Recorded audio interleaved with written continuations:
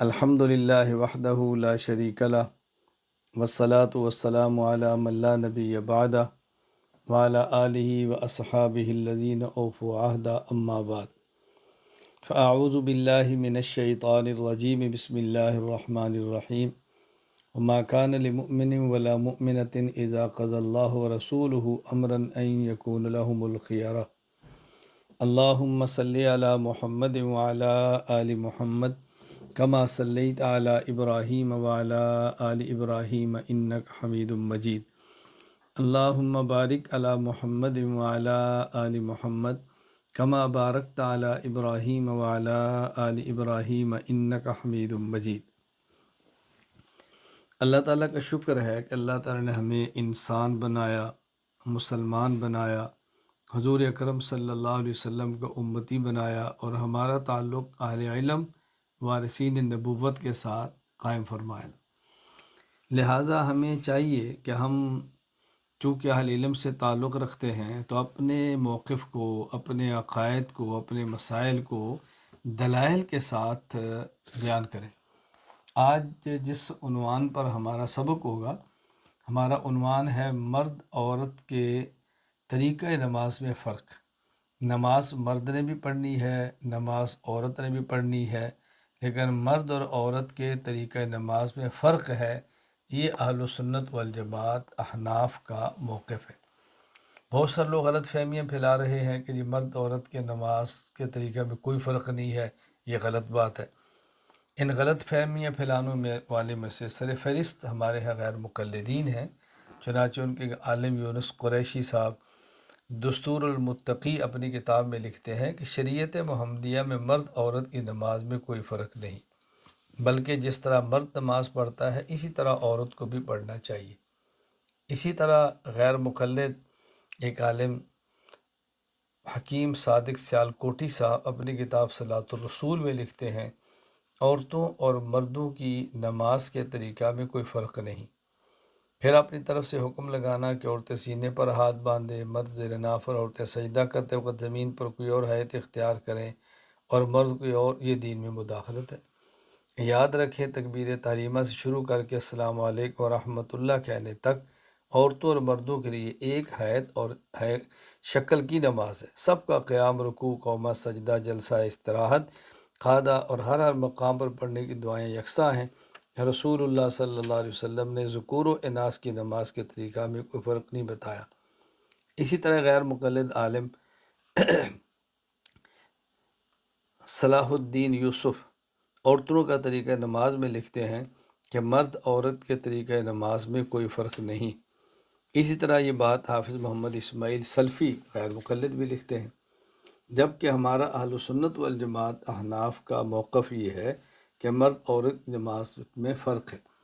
عجیب بات ہے کہ اس مسئلے پر احناف کا موقف، مالکیہ کا موقف، شوافع کا موقف اور حنابلہ ائمہ اربعہ کا موقف ایک ہی ہے کہ مرد عورت کے نماز کے طریقہ میں کوئی فرق نہیں۔ چنانچہ فتاوی عالمگیریہ جلد 1 صفحہ 80 پر ہے وَكَيْفِيَّتُهَا إِذَا أَرَادَ الدُّخُولَ فِي الصَّلَاةِ كَبَّرَ وَرَفَعَ يَدَيْهِ حِذَاءَ أُذُنَيْهِ حَتَّى يُحَاذِبْ إِبْهَامَيْهِ شَحْمَتَيْ أُذُنَيْهِ بِرُؤُوسِ الْأَصَابِعِ فُرُوَ أُذُنَيْهِ۔ میں اب شروع کرنے لگا ہوں کہ مرد عورت کے نماز کے طریقہ میں کہاں کہاں فرق ہے۔ سب سے پہلے تکبیر تحریمہ کی بات کرتے ہیں کہ جب تکبیر تحریمہ کہنا ہے تو ہاتھ اٹھانا ہے، اور ہاتھ اٹھاتے وقت مرد کا طریقہ الگ ہے، عورت کا طریقہ الگ ہے۔ مرد نے ہاتھ ایسے اٹھانا ہے کہ تکبیر تحریمہ کہتے وقت اپنے ہاتھ کانوں کے برابر اس طرح اٹھائے کہ انگوٹھے کانوں کی لو کے برابر اور ہاتھوں کی انگلیوں کے سرے کانوں کے اوپر والے حصے کے برابر ہو جائیں۔ یہ آپ دیکھیں، یہ دیکھیں میری ہتھیلیاں کندھے کے برابر ہے اور یہ میرے انگوٹھے کان کی لو کے برابر ہیں اور باقی کان کے برابر، اور یہ اوپر والی انگلیاں اس کے برابر۔ یہ دیکھیں ہم نے کیسے ہاتھ اٹھائے، عام طور پہ یوں کرتے ہیں، یہ سکھانے کے لیے۔ یہ مردوں کا طریقہ ہے ہاتھ اٹھانے کا، اچھی طرح سے نشین فرما لیں۔ مردوں کا نماز میں تکبیر تحریمہ کے ہاتھ اٹھانے کا طریقہ، ہاتھ اپنے یوں اٹھائیں کہ یہ کندھے کے نیچے گھٹا، یہ کندھے کے برابر ہو ہاتھ، اور یہ انگوٹھا کان کی لو کے برابر ہو اور یہ انگلیاں کانوں کے برابر ہو، یوں۔ یہ ہے طریقہ ہاتھ اٹھانے کا، یوں اٹھائے، اور قبلے کی طرف ہماری انگلیاں ہیں۔ اس پہ دلیل نمبر 1 صحیح ابن حبان حدیث نمبر 1860، سنن ابی داود باب التفریح استفتاح الصلاۃ، عن وائل بن حجر رضی اللہ عنہ قال لأنظرن الى رسول اللہ صلی اللہ علیہ وسلم کیف یصلی قال فنظرت الیہ قام فکبر ورفع یدیہ حتی حاذتا اذنی۔ حضرت وائل بن حجر رضی اللہ عنہ فرماتے ہیں، میں نے کہا کہ میں رسول اللہ صلی اللہ علیہ وسلم کو دیکھوں گا کہ آپ صلی اللہ علیہ وسلم کیسے نماز پڑھتے ہیں۔ چنانچہ میں نے دیکھا آپ صلی اللہ علیہ وسلم نماز کے لیے کھڑے ہوئے تو تکبیر کہی اور رفع یدین کیا، یہاں تک کہ دونوں ہاتھ کانوں کے برابر ہو گئے، دونوں ہاتھ کانوں کے برابر ہو گئے۔ دوسری دلیل سنن نسائی باب موضع ابہامین عند الرفع، حضرت وائل بن حجر رضی اللہ عنہ فرماتے ہیں، انہ رأى النبی صلی اللہ علیہ وسلم اذا افتتح الصلاة رفع یدیہ حتی تکاد ابہاماہ تحاذی شحمت اذنی۔ میں نے نبی کریم صلی اللہ علیہ وسلم کو دیکھا، آپ صلی اللہ علیہ وسلم نے جب نماز شروع فرمائی تو دونوں ہاتھوں کو اٹھایا یہاں تک کہ آپ کے دونوں انگوٹھے آپ کے کانوں کی لو کے برابر ہو گئے۔ پہلی حدیث ہاتھ کانوں کے برابر ہو گئے، دوسری حدیث کانوں کی لو کے برابر ہو گئے، تیسری حدیث فقال ابو حمید الساعدی رضی اللہ عنہ انا کنت احفظکم لصلاۃ رسول اللہ صلی اللہ علیہ وسلم رأیت اذا کبر جعل یدیہ حذو اذنی حذو منکبی۔ صحیح بخاری جلد 1 صفحہ 114، صحیح ابن خزیمہ جلد 1 صفحہ 298۔ حضرت ابو حمید ساعدی رضی اللہ عنہ فرماتے ہیں کہ میں رسول اللہ صلی اللہ علیہ وسلم کی نماز کے طریقے کو تم میں سب سے زیادہ یاد رکھنے والا ہوں۔ میں نے آپ کو دیکھا کہ جب آپ نے اللہ اکبر فرمایا تو آپ نے اپنے ہاتھوں کو کندھوں کے برابر اٹھایا۔ اب دیکھو حدیثیں 3 ہو گئی، کانوں کے برابر، کان کی لو کے برابر اور کندھوں کے برابر۔ ہم نے تینوں روایات کو ملا لیا کہ تینوں روایت کا خلاصہ کیا ہے کہ رسول اللہ صلی اللہ علیہ وسلم نے کانوں کے اوپر والے حصے کے برابر، کانوں کی لو کے برابر اور کندھوں کے برابر ہاتھ اٹھائے۔ مردوں کے ہاتھ اٹھانے کا طریقہ جو حناف بیان کرتے ہیں، اس سے تینوں روایت پر عمل ہو جاتا ہے کہ مرد اپنے ہاتھ اس طرح اٹھائے کہ ہاتھوں کی انگلیوں کے سرے، یہ حصے اوپر والے سرے کانوں کے اوپر والے حصے کے برابر ہوں، اور انگوٹھے کانوں کی لو کے برابر ہوں، اور گٹے کندھوں کے برابر ہوں۔ یہ ہے گٹا، میں دیکھیں نا یوں ہاتھ اٹھائے۔ اب دیکھیں گٹا یہ کندھے کے برابر ہے، اور یہ انگوٹھا کان کی لو کے برابر ہے، اور یہ انگلیاں کان کے اوپر کے سرے کے برابر۔ دیکھو تینوں روایات پر عمل ہو گیا۔ عورت ہاتھ کیسے اٹھائے؟ علامہ کمال الدین محمد بن عبد الواحد بن عبد الحمید الحنفی المعروف ابن الحمام رحمہ اللہ، وفات 861 ہجری، فتح القدیر میں لکھتے ہیں المرأۃ ترفع یدیہا حذاء منکبیہا وہو الصحیح لأنہ استر لہا۔ تکبیر تحریمہ کہتے وقت عورت اپنے کندھوں کے برابر اپنے ہاتھ اٹھائے، یہ صحیح تر ہے کیونکہ اس میں اس کی زیادہ پردہ پوشی ہے۔ اس کا طریقہ یہ ہوگا کہ ہاتھوں کی انگلیوں کے سرے کندھوں تک ہو جائے اور گٹے سینے کے برابر، یوں دلائل میں آنے والی تمام روایات میں تطبیق ہو جائے گی۔ عورت اپنے ہاتھ یوں اٹھائے دے، یہ اوپر کے کنارے کندھے کے برابر ہوں، اور ہاتھ کا یہ گٹا یہ اس کے سینے کے برابر ہو، یوں ہاتھ اٹھائے۔ عورت کا طریقہ یہ ہے، یوں ہاتھ اٹھائے، بس اتنے سے اٹھا کے ہاتھ باندھے۔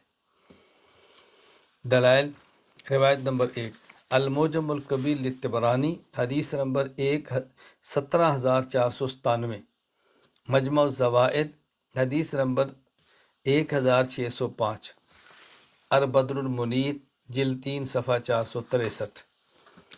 حضرت وائل بن حجر رضی اللہ عنہ فرماتے ہیں، میں رسول اللہ صلی اللہ علیہ وسلم کی خدمت میں حاضر ہوا، آپ نے مجھے فرمایا یا وائل بن حجر اذا صلیت فاجعل یدیک حذاء اذنیک، اے وائل جب تو نماز پڑھے تو اپنے ہاتھ اپنے کانوں کے برابر اٹھا، والمرأۃ تجعل یدیہا حذاء ثدییہا، اور عورت جب نماز پڑھے تو وہ اپنے ہاتھ اپنے چھاتی کے برابر اٹھائے۔ اس حدیث پہ ایک اعتراض ہے، اس کا جواب ذہن نشین فرما لیں۔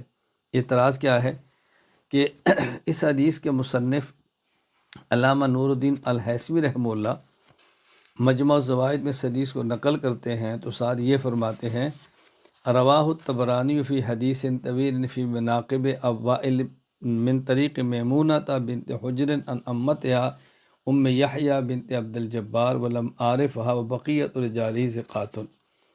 اس حدیث کی ایک راویہ ہے ام یحییٰ بنت عبد الجبار اور میں اس کو نہیں جانتا، یہ غیر معروف ہے۔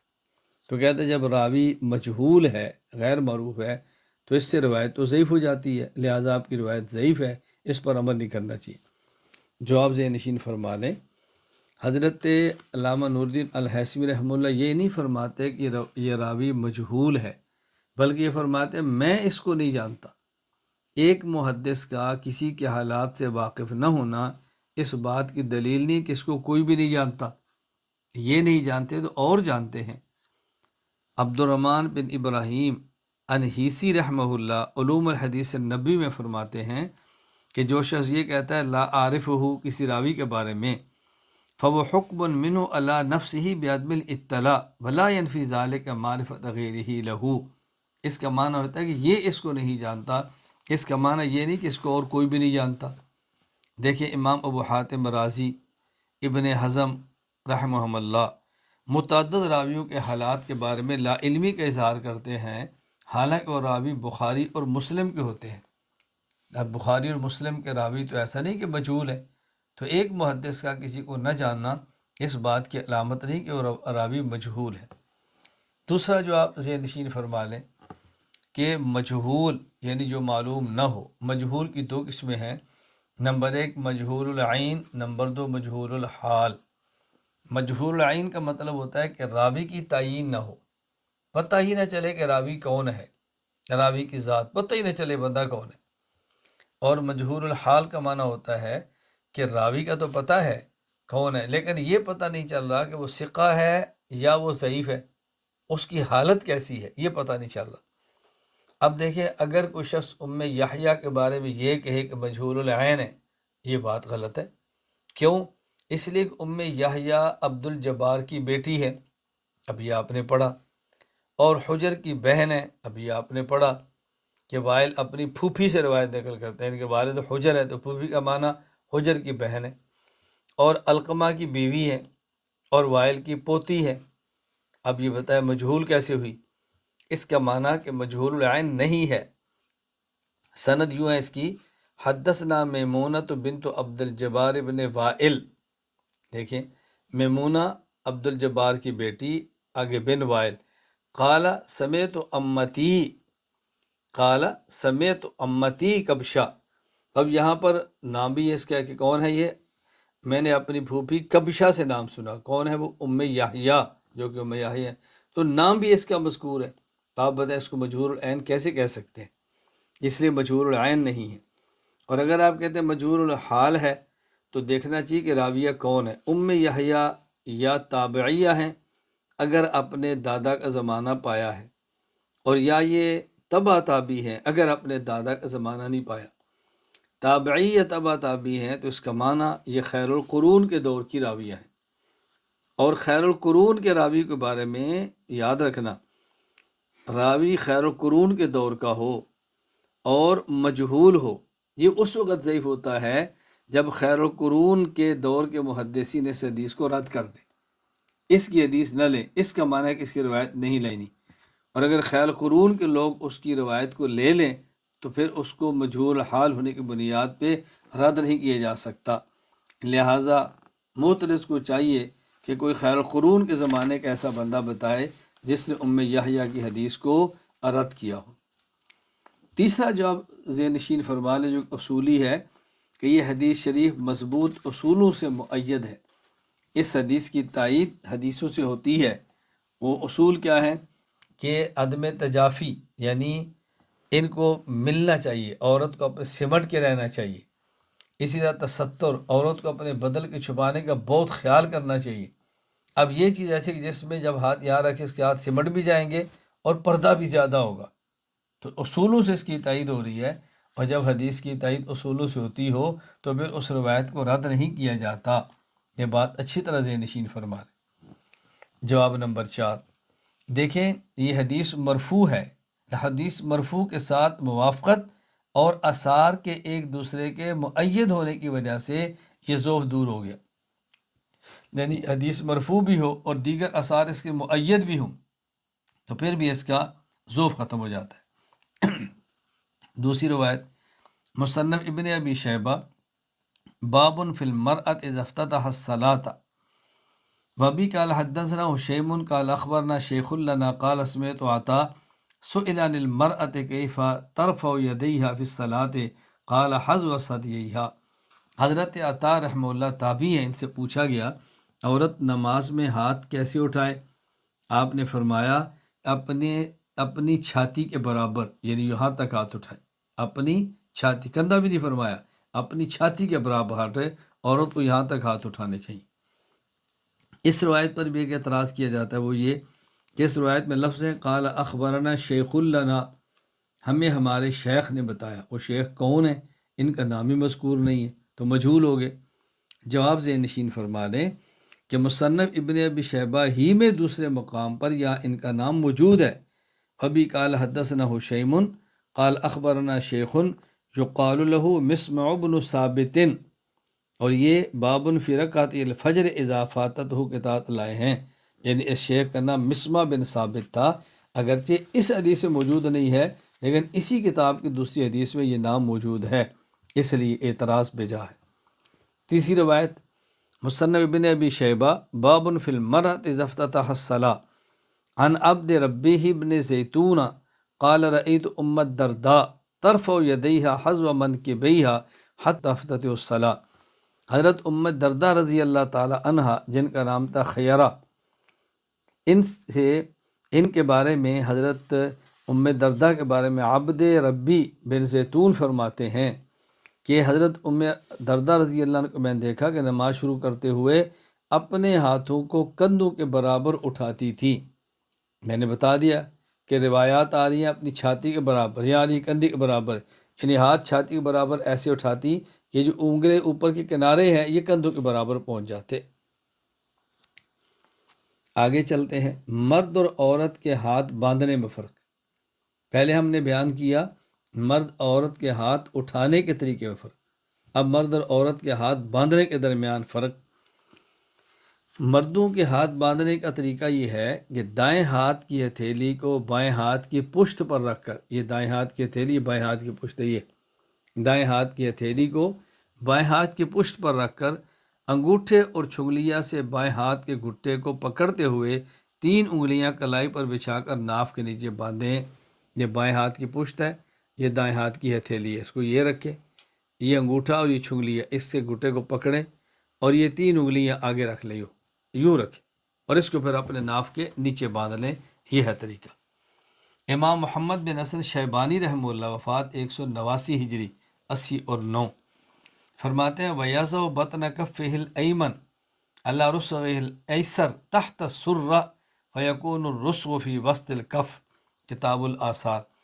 نمازی اپنی دائیں ہتھیلی کا اندرونی حصہ اپنی بائیں کلائی کے اوپر رکھ کر ناف کے نیچے رکھے، اس طرح گٹا ہتھیلی کے درمیان ہو جائے، اس طرح کہ گٹا ہتھیلی کے درمیان میں ہو جائے۔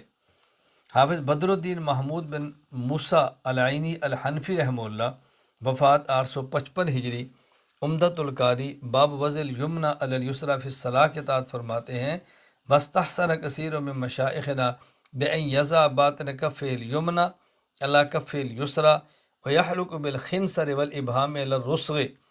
ہمارے مشائخ نے اس بات کو پسند فرمایا ہے کہ نمازی اپنی دائیں ہتھیلی کا اندرونی حصہ اپنی بائیں ہتھیلی کے پشت پر رکھے اور چھنگلیاں اور انگوٹھے کے ساتھ گھٹے کو پر ہلکا بنائے۔ دلائل، دلیل نمبر 1 صحیح بخاری باب وضع الیمنی علی الیسری عن سہل بن سعد رضی اللہ عنہ قال کان الناس یؤمرون ان یضع الرجل الید الیمنی علی ذراع الیسری فی الصلاۃ۔ حضرت سہل بن سعد رضی اللہ عنہ فرماتے ہیں کہ لوگوں کو اس بات کا حکم دیا جاتا، یعنی رسول اللہ صلی اللہ علیہ وسلم کے دور میں صحابہ کرام کو اس بات کا حکم دیا جاتا کہ آدمی نماز میں اپنے دائیں ہاتھ کو بائیں بازو پر رکھے۔ حدیث یاد رکھنا، دائیں ہاتھ کو بائیں بازو پر رکھے۔ دوسری حدیث صحیح ابن حبان حدیث نمبر 1860، سنن نسائی جلد 1 صفحہ 141، سنن ابی داؤد جلد 1 صفحہ 105، باب تفریع افتتاح الصلاۃ۔ وائل بن حجر رضی اللہ عنہ فرماتے ہیں لَأَنظُرَنَّ إِلَىٰ رسول اللہ صلی اللہ علیہ وسلم کیف یصلی، میں نے کہا کہ میں دیکھو رسول اللہ صلی اللہ علیہ وسلم نماز کیسے پڑھتے ہیں۔ فنظرت الیہ فقام فکبر ورفع یدیہ، میں نے دیکھا کہ آپ کھڑے ہوئے، آپ نے تکبیر تحریمہ فرمائے، اپنے ہاتھ اٹھائے، حتی حاذتا اذنی، یہاں تک کہ رسول اکرم صلی اللہ علیہ وسلم دونوں کانوں کے برابر ہاتھ اٹھا لیے۔ ثم حاذتا اذنی ثم وضع یدہ الیمنی علی ظہر کف الیسری والرسغ والساعد، پھر آپ نے دائیں ہاتھ کو اپنی بائیں ہتھیلی، گھٹے اور بازو پر رکھا۔ پہلے کیا تھا؟ دائیں ہاتھ کو بائیں ہاتھ پر رکھا، اب کیا ہے؟ دائیں ہاتھ کو بائیں ہتھیلی کی پشت، گھٹے اور بازو پر رکھا۔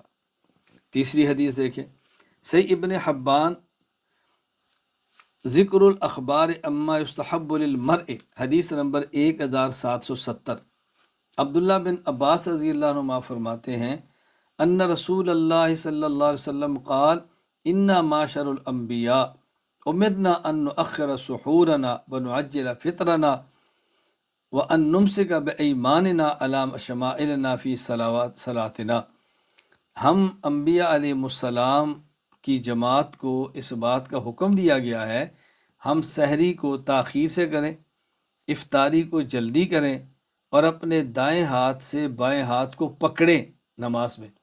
دیکھیں پہلے کہا تھا دائیں ہاتھ کو بائیں ہاتھ کی پشت پر رکھیں، پھر دائیں ہاتھ کو بائیں ہاتھ کی پشت، گھٹا اور بازو پر رکھیں۔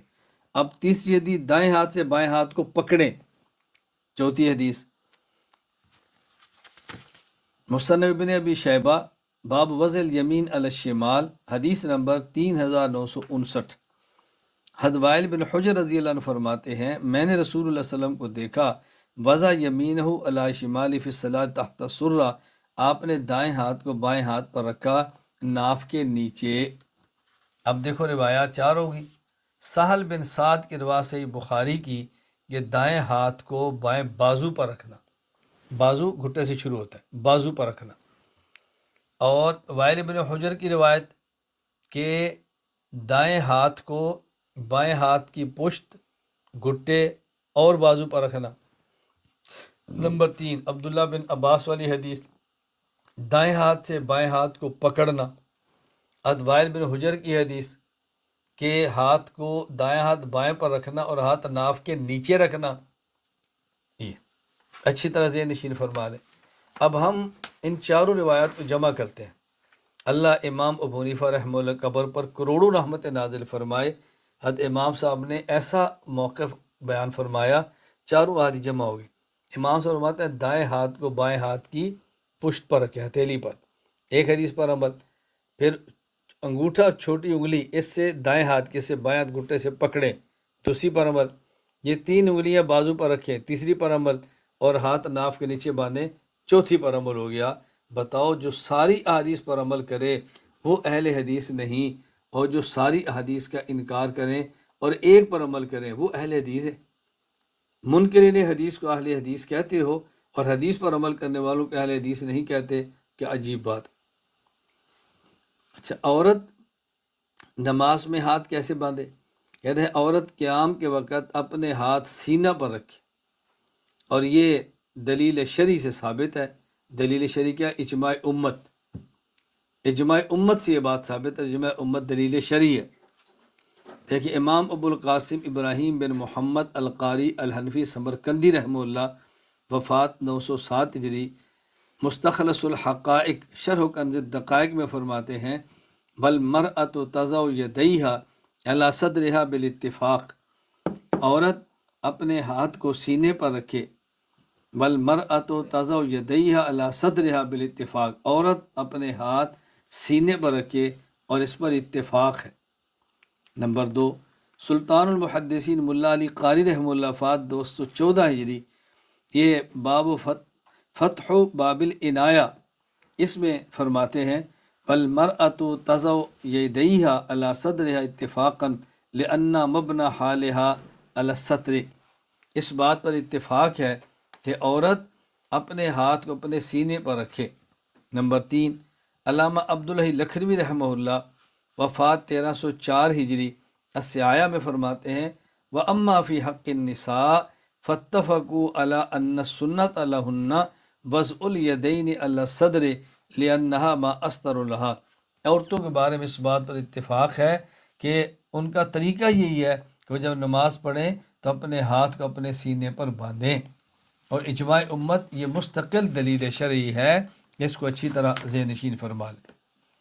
نمبر 3، مرد عورت کے طریقہ رکوع میں فرق۔ پہلے ہم نے بیان کیا ہاتھ کہاں تو اٹھائیں، پھر بیان کیا ہاتھ کہاں باندھیں۔ نمبر 3، مرد عورت کے طریقہ رکوع میں فرق، ان کا طریقہ رکوع میں کیا فرق ہے؟ مرد نے جب رکوع کرنا ہے تو مرد رکوع اس طرح کرے، اپنی انگلیوں کو کشادہ کھلا رکھتے ہوئے، گھٹنوں کو پکڑے، یوں کھلا رکھتے ہوئے پکڑے، اپنی کوہنیوں کو پہلو سے جدا رکھے اور پشت کو سیدھا رکھے تاکہ اس کا سر اور پشت ایک سیدھ میں آ جائیں، اور سر کو نہ اونچا کرے نہ نیچا، بلکہ پشت سیدھ میں رکھے۔ دلائل: سنن ابی داؤد جلد 1 صفحہ 125 سے 126، باب الصلاۃ من لا یقیم صلبہ فی الرکوع والسجود۔ سالم البرات فرماتے ہیں ہم عقبہ بن عمر انصاری ابو مسعود رضی اللہ عنہ کے پاس گئے اور ہم نے ان سے کہا حدثنا عن صلاۃ رسول اللہ صلی اللہ علیہ وسلم، آپ اللہ کے رسول کی نماز کے بارے میں ہم کچھ فرمائیں۔ فقامہ کھڑے ہوئے، بین ایدینا فی المسجد، ہمارے سامنے مسجد میں کھڑے ہو گئے، فکبر، اللہ اکبر کہا، فلما رکع بضع یدیہ علی رکبتیہ، جب رکوع میں گئے تو آپ نے اپنے ہاتھوں کو گھٹنوں پر یوں رکھا، وجعل اصابعہ اسفل من ذلک وجافا بین مرفقیہ، آپ نے اپنی انگلیاں گھٹنوں سے نیچے کی اور اپنی کوہنیاں پہلو سے جدا کی، یعنی جب یوں پکڑیں گے نا تو انگوٹھے یہ انگلیاں یہ گھٹنے سے نیچے، گھٹنے کو پکڑا کہ انگلیاں گھٹنے کے نیچے ہو گئیں۔ نمبر 2، المعجم الاوسط للطبرانی، حدیث نمبر 5991، المعجم الصغیر للطبرانی جلد 2 صفحہ 32۔ حضرت انس رضی اللہ تعالی عنہ ارشاد فرماتے ہیں، اور بڑی طویل حدیث ہے، اس میں ایک لفظ کیا ہے، قال علی رسول اللہ صلی اللہ علیہ وسلم، انس فرماتے ہیں مجھے اللہ کے نبی نے فرمایا، یا بنی اذا رکعت فضع کفیک علی رکبتیک، اے بیٹے جب تو رکوع کرے تو اپنی ہتھیلیاں اپنے گھٹنے پر رکھ، ففرج بین اصابعک، اور اپنی انگلیوں میں فاصلہ کر، انگلیاں کھول دے۔ آگے، ورفع یدیک علی انجبیک، اور اپنے ہاتھوں کو اپنے پیروں سے الگ رکھ۔ یہ ہوتا ہے رکوع کرنے کا طریقہ، اپنے ہاتھوں کو یوں انگلیوں سے گھٹنے کو پکڑے اور یہ کھلیا رکھے، اور یہ جو کونیاں ہیں ان کو اپنے جسم سے الگ رکھے، یوں رکوع کرے۔ نمبر 3، المعجم الکبیر للطبرانی جلد 10 صفحہ 312، حضرت عبداللہ بن عباس رضی اللہ تعالی عنہما فرماتے ہیں، کان رسول اللہ صلی اللہ علیہ وسلم اذا رکع استوا، رسول اللہ صلی اللہ علیہ وسلم جب رکوع فرماتے تو اپنے جسم مبارک کو سیدھا کر لیتے، پورے جسم کو، فلو صب علی ظہرہ الماء لاستقر، اتنا سیدھا رکھتے کہ اگر آپ کے پشت مبارک پر پانی گر دیا جاتا تو پانی کھڑا ہو جائے۔ یہ سمجھانے کے لیے فرمایا کہ اتنا سیدھا رکھتے، ایسا نہیں تھا کہ آپ یوں کرتے یا یوں کرتے۔ حدیث نمبر 4، صحیح مسلم جلد 1 صفحہ 194، حضرت ام المومنین امی عائشہ رضی اللہ تعالی عنہ ارشاد فرماتی ہیں، کان رسول اللہ صلی اللہ علیہ وسلم یستفتح الصلاۃ بالتکبیر والقراءۃ بالحمد للہ رب العالمین، آپ نماز شروع فرماتے تو اللہ اکبر فرماتے، اور جب قراءت شروع فرماتے تو الحمد للہ رب العالمین فرماتے۔ وکان اذا رکع، جب آپ رکوع فرماتے تو لم یشخص راسہ ولم یصوبہ ولکن بین ذالک، آپ اپنے سر مبارک کو نہ زیادہ اونچا کرتے نہ زیادہ نیچا، بلکہ اس کے درمیان یعنی پشت مبارک بالکل برابر آپ رکھا کرتے۔ یہ تو مرد کا ہے طریقہ رکوع۔ عورت کا طریقہ رکوع مرد کے طریقہ رکوع سے قدر مختلف ہے۔ عورت کا طریقہ رکوع کیسے ہونا چاہیے؟ عورت رکوع میں مرد کی بنسبت کم جھکے، اپنے ہاتھ بغیر کشادہ کیے ہو یعنی بغیر کھولے، بغیر کشادہ کیے ہوئے گھٹنوں پر رکھے اور کونیوں کو پہلوں سے ملا کر رکھے، یعنی اور بہت نہ جھکے، اتنا سے جھکے کہ اس کے ہاتھ گھٹنوں تک پہنچ جائے، بس اتنا جھکے۔ فتاوی عالمگیریہ میں ہے وَالْمَرْأَةُ تَنْحَنِي فِي الرُّكُوعِ يَسِيرًا وَلَا تَعْتَمِدُ وَلَا تُفَرِّجُ أَصَابِعَهَا، عورت رکوع میں کسی قدر جھکے گی، گھٹنوں کو مضبوطی سے نہیں پکڑے گی، ولیکن تضم یدیہا، اپنی انگلیوں کو کشادہ نہیں کرے گی، وتضع علی رکبتیہا وضعا، البتہ ہاتھوں کو ملا کر اپنے گھٹنوں پر جما کے رکھے گی، ولا تجافی عضدتیہا، گھٹنوں کو قدرے ٹیڑھا کرے گی اور اپنے بازو جسم سے دور نہ رکھے گی۔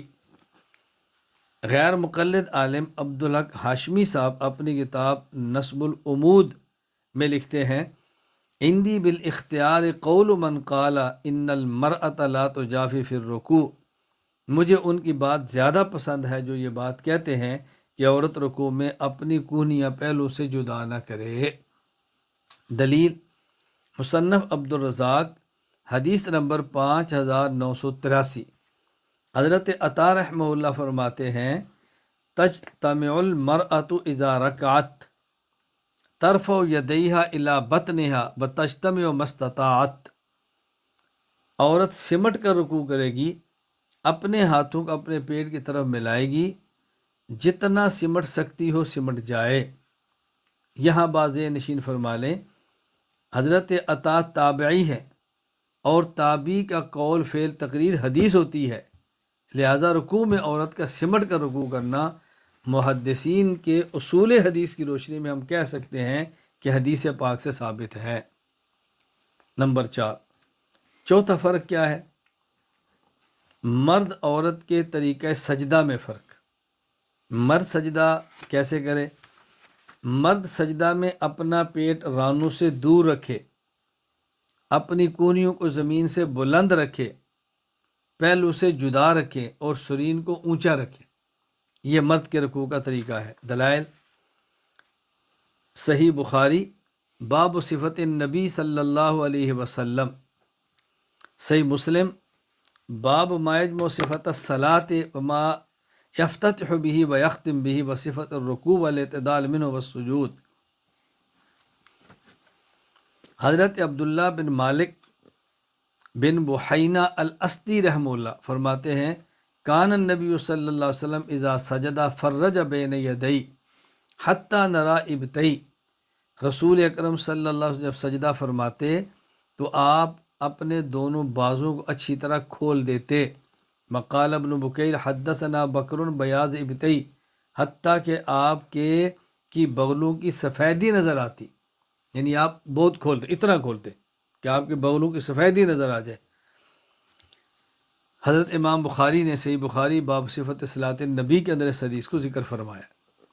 نمبر 2، عن میمونۃ ان النبی صلی اللہ علیہ وسلم کان اذا سجد جافا یدی حتی لو ان بہیمۃ ارادت ان تمر تحت یدیہ مرت، سنن نسائی باب التجافی فی السجود۔ حضرت میمونہ فرماتی ہیں کہ نبی کریم صلی اللہ علیہ وسلم جب سجدہ فرماتے تو اپنے ہاتھ پیٹ سے اتنے دور رکھتے اگر بکری کا چھوٹا بچہ نیچے سے گزرنا چاہتا تو گزر جاتا، یعنی آپ اتنا کھل کے اپنا سجدہ مبارک فرمایا کرتے تھے۔ نمبر 3، تیسری حدیث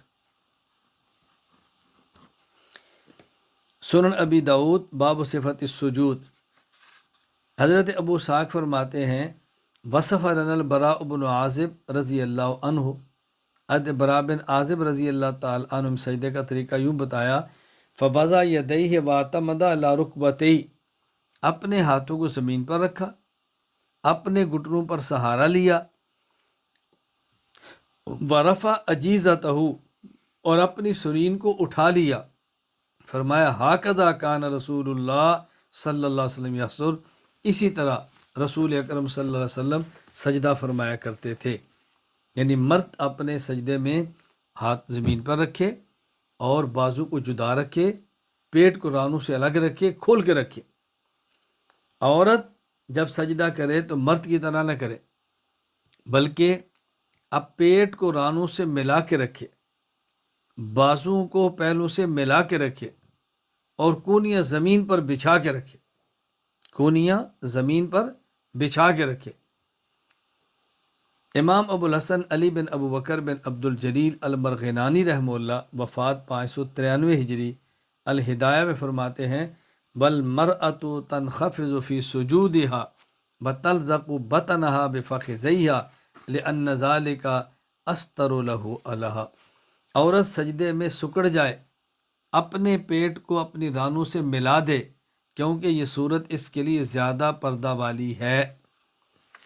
بدائع الصنائع میں علامہ علاء الدین ابو بکر بن مسعود بن احمد الکاسانی رحمہ اللہ وفات 587 ہجری لکھتے ہیں فَأَمَّا الْمَرْأَةُ فَيَنْبَغِي أَن تَفْتَرِشَ ذِرَاعَيْهَا وَتَنْخَفِضُ وَلَا تَنْتَصِبُ كَانْتِصَابِ الرَّجُلِ وَتَلْزَقُ بَطْنَهَا بِفَخِذَيْهَا لِأَنَّ ذَلِكَ أَسْتَرُ لَهَا، عورت کو چاہیے اپنے بازو بچھا دے اور سکڑ جائے اور مردوں کی طرح کھل کر سجدہ نہ کرے اور اپنا پیٹ اپنی رانوں سے چمٹائے رکھے، کیونکہ یہ اس کے لیے زیادہ سطر والی صورت ہے۔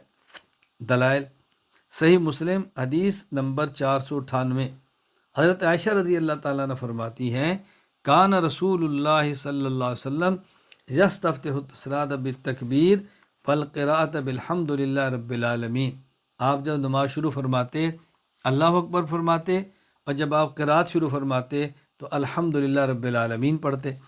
وَكَانَ إِذَا رَكَعَ لَمْ يُسَخِّصْ رَأْسَهُ وَلَمْ يُصَوِّبْهُ، اور جب آپ رکوع فرماتے تو سر نہ زیادہ اونچا کرتے نہ زیادہ جھکا دیتے، وَلَكِنْ بَيْنَ ذَلِكَ برابر رکھتے۔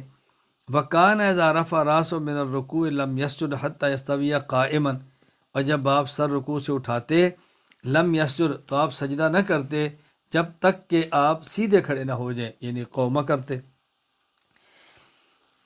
وَكَانَ يَقُولُ فِي كُلِّ رَكْعَتَيْنِ التَّحِيَّةَ، ہر 2 رکعات میں التحیات پڑھتے۔ وَكَانَ يَفْرِشُ رِجْلَهُ الْيُسْرَى وَيَنْصِبُ رِجْلَهُ الْيُمْنَى، اور جب آپ سجدے میں بیٹھتے التحیات میں بیٹھتے تو بائیں پاؤں کو بچھاتے اور دائیں پاؤں کھڑا کر لیتے، بائیں پاؤں بچھاتے اور دائیں کھڑا کر لیتے۔ وَكَانَ يَنْهَى عَنْ عُقْبَةِ الشَّيْطَانِ، اور شیطان کی طرح بیٹھنے سے منع فرماتے۔ عقبۃ الشیطان کیا ہے میں بتاتا ہوں۔ وَيَنْهَى أَنْ يَفْتَرِشَ الرَّجُلُ ذِرَاعَيْهِ افتراش السبع، اور آدمی کو منع فرماتے اس بات سے کہ آدمی ایسے بچھا لے اپنے بازو کو جیسے کہ کتا یا کوئی درندہ اپنے بازو کو بچھا لیتا ہے، یوں نہ ملائے۔ وَكَانَ يَخْتَتِمُ الصَّلَاةَ بِالصَّلَاةِ، اور آپ السلام علیکم ورحمۃ اللہ کہہ کر نماز سے فارغ ہو جاتے۔ یہ کہ لفظ عقبۃ الشیطان، اس کا معنی کیا ہے؟ شیخ الاسلام علامہ شبیر احمد عثمانی فتح الملم شرح سے مسلم فرماتے ہیں ان یقعد علی الیتئی، آدمی اپنے سرین پر بیٹھے، وینصب فخذی، اپنے گھٹنے کھڑے کر لے، ران کھڑے کرے، ویضم رکبتی الی صدرہ، اور اپنے گھٹنے اپنے سینے سے ملا لے، واضعا یدی علی الارض، اور ہاتھ کو زمین پہ رکھ لے۔ یہ ہے جسے اللہ کے نبی نے بیٹھنے سے منع فرمایا۔ اور یہ جو آپ نے ارشاد فرمایا، میں عائشہ فرماتی ہیں کہ رسول اللہ صلی اللہ علیہ وسلم نے وَيَنْهَا أَن يَفْتَرِشَ الرَّجُلُ ذِرَاعَيْهِ، آپ نے فرمایا کہ کوئی مرد اپنی بازو زمین پر نہ بچھائے درندے کی طرح، جانور کی طرح۔ حضرت علامہ شرف الدین حسین بن محمد الطیبی رحمہ اللہ وفات 739 ہجری مرقات المفتاح شرح مشکات المصابیح باب صفت الصلاۃ میں فرماتے ہیں التقیید بالرجل یدل علی ان المرأة تفترش ذراعی، یہ جو فرمایا کہ مرد ایسے نہ کرے، اس سے معلوم ہوا کہ مرد کو منع کیا گیا ہے عورت اپنے بازو بچھائے، سجدے میں زمین پر ہاتھ لگائے۔ سلطان المحدثین ملا علی قاری رحمہ اللہ وفات 1014 ہجری مرقات المفاتیح شرح مشکات المصابیح باب صفت الصلاۃ میں فرماتے ہیں وَيَنْهَى أَن يَفْتَرِشَ فِي السُّجُودِ الرَّجُلُ لِلْمَرْأَةِ لِأَنَّ مَبْنَى أَمْرِهَا عَلَى التَّسَتُّرِ، آپ نے مرد کو منع فرمایا ہے، عورت کو منع نہیں فرمایا، کیونکہ عورت کا پردہ زیادہ اس میں ہے کہ اپنے ہاتھ زمین کے ساتھ لگا کر رکھے۔ دلیل نمبر 2، مراسیل ابی داود باب من الصلاۃ الکبریٰ للباقی جمعہ ابواب الاستطابہ۔ حضرت یزید بن حبیب رحمہ اللہ فرماتے ہیں ان رسول اللہ صلی اللہ علیہ وسلم مر علی امرأتین، اللہ کے نبی کا دو صحابیات پر گزر ہوا، وہ نماز پڑھ رہی تھی تصلیان۔ آپ نے فرمایا اذا سجدتما فضما بعض اللحم الی الارض، جب تم سجدہ کرو تو اپنے جسم کو زمین کے ساتھ ملایا کرو، گوشت کو زمین کے ساتھ ملاؤ۔ فإن المرأة لیست فی ذلک الرجل، اس لیے کہ حکم سجدہ کی حالت میں عورت مرد کی طرح نہیں ہے، مرد کا طریقہ الگ ہے، عورت کا الگ ہے۔ حدیث نمبر 3، دلیل نمبر 3، الکامل ابن عدی جلد 2 صفحہ 501، الکبریٰ للبیہقی جلد 2 صفحہ 223، باب ما یستحب للمرء، جامع الاحادیث للسیوطی حدیث نمبر 1759۔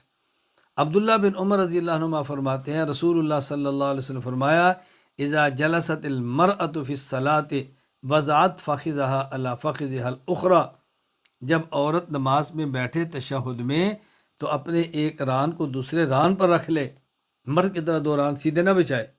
آگے فَإِذَا سَجَدَتْ أَلْصَقَتْ بَطْنَهَا فِي فَخِذِهَا، اور جب سجدہ کرے تو اپنے پیٹ کو اپنے ران کے ساتھ ملا لے، كَأَسْتَرِ مَا يَكُونُ لَهَا، اس لیے کہ اس میں عورت کا پردہ زیادہ ہے۔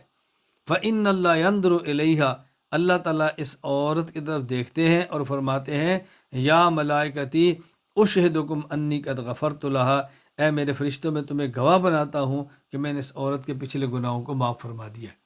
اب دیکھیں عورت جب اس طرح نماز پڑھتی ہے تو گناہوں کی معافی کا اعلان ہوتا ہے۔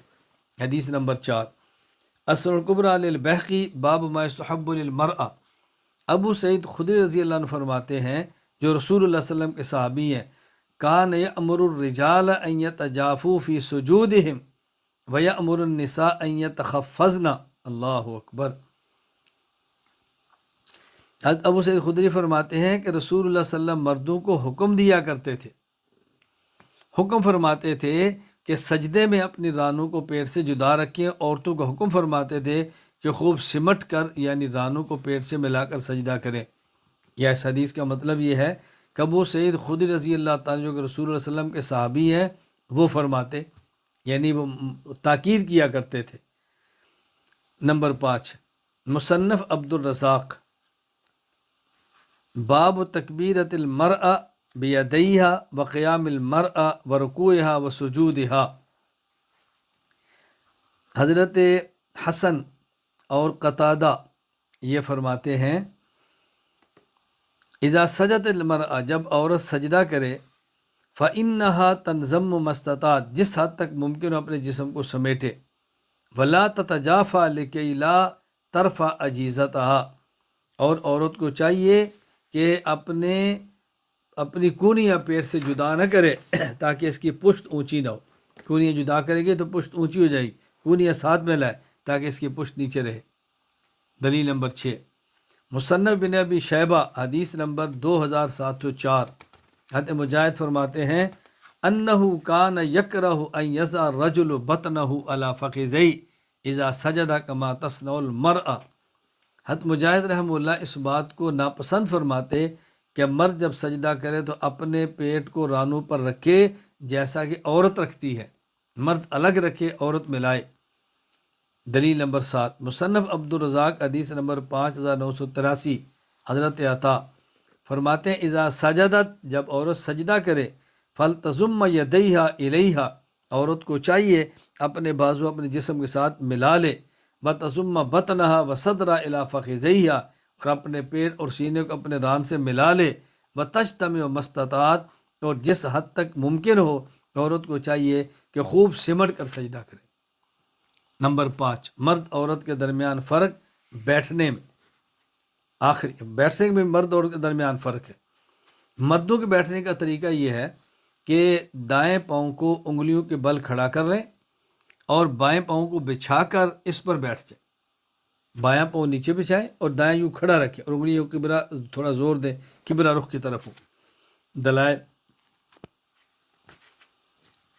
صحیح مسلم باب ما یجمع صفت الصلاۃ و ما یفتتح بہ۔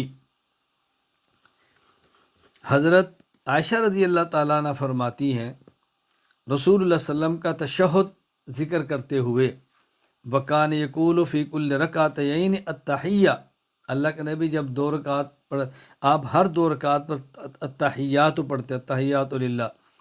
وکان یفرش رجلہ الیسریٰ، آپ اپنے بائیں پاؤں کو بچھاتے، وینصب رجلہ الیمنی، اور اپنے دائیں پاؤں کو کھڑا فرماتے، فکان ینہا عن عقبۃ الشیطان، اور آپ شیطان کی طرح بیٹھنے سے منع فرمایا کرتے تھے۔ عقبۃ الشیطان کا مطلب میں نے بتا دیا ہے کہ آدمی سرین پر بیٹھے اور اپنے گھٹنوں کو ملا لے، ران کھڑے کر لے اور ہاتھ زمین پر رکھے۔ نمبر 2، صحیح بخاری باب سنت الجلوس فی التشہد، اور موطا امام مالک صفحہ 93۔ حضرت عبداللہ بن عمر رضی اللہ تعالی عنہما فرماتے ہیں وقال انما سنت الصلاۃ ان تنصب رجلک الیمنی فتثنی الیسریٰ، کہ نماز کی سنت یہ ہے کہ مرد بائیں پاؤں بچھا دے اور دائیں پاؤں کھڑا کرے۔ عورت کا طریقہ الگ ہے، عورت کے بیٹھنے کا طریقہ دونوں پاؤں دائیں جانب نکال کر سرین کے بل اس طرح بیٹھے کہ دائیں ران بائیں ران کے ساتھ ملا دے، عورت یوں بیٹھے۔ علامہ کمال الدین محمد بن عبد الواحد بن عبد الحمید ابن الحمام حنفی رحمہ اللہ فات 861 ہجری فتح القدیر میں فرماتے ہیں جلست علی الیتیہ الایسر واخرجت رجلیہا من الجانب الایمن لانہ استر لہا، عورت اپنے بائیں سرین پر بیٹھے اور دونوں پاؤں دائیں طرف باہر نکالے کیونکہ اس میں اس کا ستر زیادہ ہے۔ دلائل: نمبر 1، الکامل ابن عدی جلد 2 صفحہ 501، اصل الکبریٰ للبیہقی باب ما یستحب للمرأة، جامع الاحادیث للسیوطی حدیث نمبر 1759۔ حضرت عبداللہ بن عمر رضی اللہ عنہما فرماتے ہیں رسول اللہ صلی اللہ علیہ وسلم فرمایا اذا جلست المرأة فی الصلاة وضعت فخذها على فخذ الاخرى، جب عورت نماز میں بیٹھے تو اپنے ایک ران کو دوسرے ران پہ رکھے، فاذا سجدت الصقت بطنها فی فخذها، جب سجدہ کرے تو اپنے پیٹ کو ران کے ساتھ ملا دے، کاستر ما یکون لها، اس لیے کہ اس میں اس کا ستر زیادہ ہے، فإن اللہ ينظر الیہا، اللہ اس عورت کو اس حالت میں دیکھتے ہیں اور فرماتے ہیں یا ملائکتی، اے میرے فرشتو، اشہدکم انی قد غفرت لہا، تم گواہ بنا کر میں کہتا ہوں میں نے اس کے گناہوں کو معاف کر دیا ہے۔ نمبر 2، السنن الکبریٰ للبیہقی باب ما یستحب للمرأة التبویب الموضوعی للاحادیث۔ حضرت ابو سعید خدری رضی اللہ تعالیٰ عنہ فرماتے ہیں جو رسول اللہ صلی اللہ علیہ وسلم کے صحابی ہیں، وَكَانَ يَأْمُرُ الرِّجَالَ أَن يَفْرِشُوا الْيُسْرَى، اللہ کے نبی حکم دیتے ہیں مردوں کو وہ اپنے بائیں پاؤں کو بچھائیں، وَيَنْصِبُ الْيُمْنَى فِي التَّشَهُّدِ، اور دائیں پاؤں کو کھڑا کریں تشہد میں، وَيَأْمُرُ النِّسَاءَ أَن يَتَرَبَّعْنَ، اور عورتوں کو حکم دیتے کہ وہ 4 زانو بیٹھیں۔ آگے آ رہا ہے یہ 4 زانو پہلے کے دور کا ہے، بعد میں اس حکم کو بدل دیا، 4 زانو نہیں بیٹھے بلکہ یوں بیٹھے۔ آگے آ رہا ہے جامع المسانید جلد 1 صفحہ 400، مسند ابی حنیفہ حدیث نمبر 114۔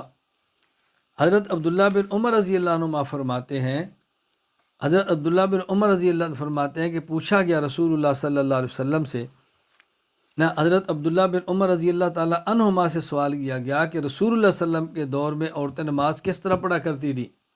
کیف کن النساء یصلین علی عہد رسول اللہ صلی اللہ علیہ وسلم، فرمایا کن یتربعن ثم امرن یحتفظن، ان کو حکم دیا گیا تھا وہ 4 زانو بیٹھے، پھر بعد میں حکم دیا گیا کہ دونوں پاؤں ایک طرف کر کے نکال کر سرین کے بل بیٹھے۔ تو پہلے حکم 4 زانو کا تھا، پھر حکم تھا کہ دایاں پاؤں یعنی دایاں اور بایاں پاؤں دائیں طرف نکالیں، دائیں نیچے بائیں اوپر رانوں پر بیٹھے، یہ حکم دیا گیا۔ مصنف ابن ابی شیبہ جلد 2 صفحہ 505، المرأة کیف تکون فی سجودہا حدیث نمبر 2794۔ ابن عباس رضی اللہ عنہ سے ہے انہ سئل عن صلاۃ المرأة، ان سے عورت کی نماز کے بارے میں پوچھا گیا، آپ نے فرمایا تجتمع و تحتفظ، عورت جس حد تک ممکن ہو سمٹ کے نماز پڑھے اور بیٹھنے کی حالت میں سرین کے بل بیٹھے۔ یہ تو میں نے آپ کی خدمت میں 5 فرق بیان کیے ہیں نماز کے اندر۔ اب ایک عمومی میں فرق آپ کی خدمت میں عرض کرنے لگا ہوں کہ مرد کا نماز میں مسجد میں پڑھنا افضل ہے جماعت کے ساتھ، اور عورت کا گھر میں اکیلے نماز پڑھنا افضل ہے۔ اس پہ دلائل سماعت فرمائیں۔ نمبر 1 صحیح مسلم باب فضل صلاۃ الجماع، حضرت ابو ہریرہ رضی اللہ تعالیٰ عنہ فرماتے ہیں رسول اللہ صلی اللہ علیہ وسلم فرمایا صلاۃ مع الامام افضل من 25 صلاۃ یصلیھا وحدہ صلاۃ یصلیھا وحدہ۔ حضور صلی اللہ علیہ وسلم فرمایا کہ وہ نماز جو امام کے ساتھ پڑھی جائے اس نماز سے جو اکیلے پڑھی جائے 25 گنا زیادہ فضیلت رکھتی ہے۔ یہ مرد کے بارے میں، اور عورت کے بارے میں الترغیب والترہیب باب ترغیب النساء فی الصلاۃ فی بیوتہن ولزومہا وترہیبہن من الخروج منہا۔ حضرت ام حمید رضی اللہ تعالی عنہا، ابو حمید ساعدی کی بیوی، وہ آئیں نبی پاک صلی اللہ علیہ وسلم خدمت میں اور کہا یا رسول اللہ انی احب الصلاۃ معک، میرا جی چاہتا ہے میں نماز آپ کے ساتھ پڑھوں۔ آپ نے فرمایا قد علمت انک تحبین الصلاۃ معی، مجھے یقین ہے کہ تو چاہتی ہے کہ نماز میرے ساتھ پڑھے، لیکن ام حمید بات سنو، صلاتک فی بیتک، تیری وہ نماز جو اپنے اس کمرے میں پڑھے جہاں تو سوتی ہے بند کمرے میں، خیر من صلاتک فی حجرتک، اس نماز سے بہتر ہے جو تیرے گھر کے بڑے کمرے کے اندر ہو، وصلاتک فی حجرتک خیر من صلاتک فی دارک، اور وہ نماز جو اپنے بڑے کمرے میں پڑھے وہ اس نماز سے بہتر ہے کہ جو تو اپنے گھر کے صحن میں پڑھے، وصلاتک فی دارک خیر من صلاتک فی مسجد قومک، اور جو تو اپنے گھر کے صحن میں پڑھے یہ اس سے افضل ہے کہ جو تو اپنی مسجد میں نماز پڑھے، وصلاتک فی مسجد قومک خیر من صلاتک فی مسجدی، اور تو محلے کی مسجد میں نماز پڑھے یہ اس سے بہتر ہے کہ تو میری مسجد میں آ کے نماز پڑھے۔ یعنی گویا کہ رسول اللہ صلی اللہ علیہ وسلم ام حمید کو فرمایا کہ تیرا گھر کے بند کمرے میں نماز پڑھنا یہ میری مسجد نبی میں میرے ساتھ نماز پڑھنے سے بہتر ہے۔ آپ اس سے اندازہ فرمائیں عورت کو نماز کہاں پڑھنی چاہیے۔ فامرت فبنی لها مسجد فی اقصی شیء من بیتها واظلمہ، چنانچہ ام حمید ساعدی نے حکم دیا اور ان کے لیے گھر کے تاریک ترین کمرے میں، اندھیرے چھوٹے سے کمرے میں ایک مصلی بنا دیا گیا، وکانت تصلی فی حتی لقیت اللہ عز وجل، پھر موت تک اپنی نمازیں وہیں پڑھتی رہیں۔ دلیل نمبر 2 سنن ابی داؤد کتاب الصلاۃ باب التشدید فی ذالک، حضرت عبداللہ بن مسعود رضی اللہ عنہ فرماتے ہیں رسول اللہ صلی اللہ علیہ وسلم نے فرمایا صلاۃ المرأۃ فی بیتہا افضل من صلاتہا فی حجرتہا، عورت کا سونے والے کمرے میں نماز پڑھنا بند کمرے میں یہ بہتر ہے گھر کے بڑے کمرے میں نماز پڑھنے سے، بصلاۃ فی مخدعہا افضل من صلاتہا فی بیتہا، اور گھر کی کوٹھڑی میں نماز پڑھنا عورت کا اس سے بہتر ہے کہ وہ اپنے سونے والے کمرے میں نماز پڑھے، یعنی عورت جس حد تک ہو تاریک اور پردے کی جگہ پہ نماز پڑھے۔ دلیل نمبر 3 التسیر اشر الجامع الصغیر جلد 2 صفحہ 195 جامع الاحادیث للسیوطی حدیث نمبر 13628، حضرت عبداللہ بن عمر رضی اللہ تعالیٰ عنہ فرماتے ہیں رسول اللہ صلی اللہ علیہ وسلم نے فرمایا صلاۃ المرأۃ وحدہا افضل علی صلاتہا فی الجمع ب25 درجہ، عورت کا اکیلے نماز پڑھنا باجماعت نماز پڑھنے سے 25 گنا زیادہ افضل ہے۔ آپ اندازہ فرمائیں کہ رسول اللہ صلی اللہ علیہ وسلم نے فرمایا مرد کا باجماعت نماز پڑھنا 25 گنا افضل ہے، اور عورت کا اکیلے نماز پڑھنا باجماعت نماز پڑھنے سے 25 گنا افضل ہے۔ عورت کا اکیلے نماز پڑھنا افضل ہے۔ یہ بات اچھی طرح ذہن نشین فرما لیں، اللہ تعالی ہمیں بات سمجھنے کی توفیق عطا فرمائے۔